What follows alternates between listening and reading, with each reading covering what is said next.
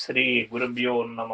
సుజ్ఞాన దీపమును గురు గీతల నుండి ఈవేళ మనం 2వ అధ్యాయంలో 22వ శ్లోకాన్ని పరిశీలన చేసుకుందాం. స్వదేశికస్యైవ చ నామ కీర్తనం భవేధనం తస్య శివస్య కీర్తనం. స్వదేశికస్యైవ చ నామ చింతనం భవేదనం తస్య శివస్య చింతనం.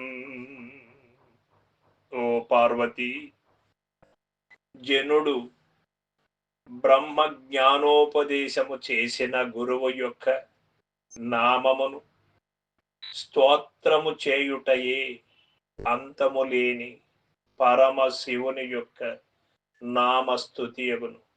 ఆ గురువు యొక్క నామమును ఎడతెగక తలచుటయే ఆ పరమశివుని యొక్క నామమును తలచుట అగును. పార్వతి, ఈ సత్యాన్ని ఎవరు సత్యాన్ని సత్యంగా ఎరిగినటువంటి వారు ఉన్నారు, వారికి తెలియబడుతుంది. సత్యాన్ని సత్యముగా ఎరగకుండా ఈశ్వరుణ్ణి ధ్యానం చేయాలి, విష్ణు బ్రహ్మాది దేవతలను ధ్యానం చేయాలి, ముక్కోటి దేవతలను ధ్యానం చేయాలి. ఈ భ్రాంతిలో ఉన్నటువంటి వారు నిజ గురువుని, నిజ దైవాన్ని తెలుసుకోలేకపోతారు. ఇక్కడ శివుడు ఏం చెబుతూ ఉన్నాడు? బ్రహ్మాది దేవతలకు, ముక్కోటి దేవతలకు, సర్వానికి ఆధారమైనటువంటి శక్తి ఏదైతే ఉన్నదో ఆ గురుశక్తే నిజమైనటువంటి శక్తి. ఆ గురుశక్తిని ధ్యానము చేసినటువంటి మహనీయుడు శిష్యుడు సర్వదేవతలను ధ్యానం చేసినట్టే అంటూ ఉన్నాడు ఇక్కడ. అంతేకాని మన వాళ్ళు పెడార్థం చేసుకొని ఏ దేవతలను, దేవత ఆరాధన పరులను నిందించడము అనే మాట కాదు ఇక్కడ. సర్వదేవతలకు, సర్వ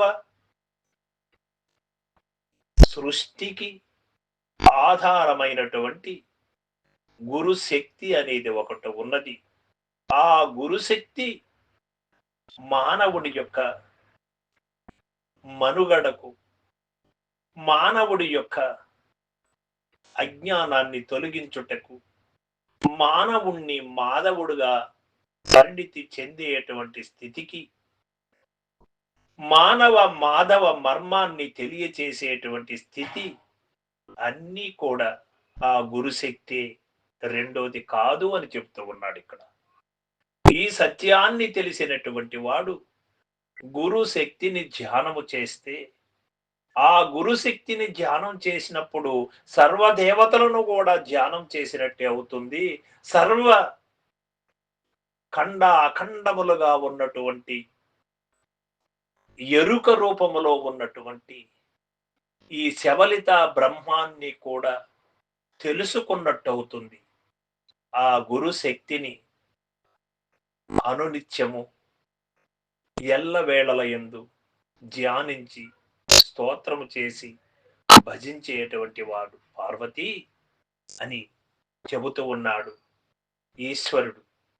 ఈ సత్యాన్ని నిజం, నిష్ఠూరమైన ఇది సత్యం, ముమ్మాటికి సత్యం అని చెబుతూ ఉన్నాడు ఈశ్వరుడు.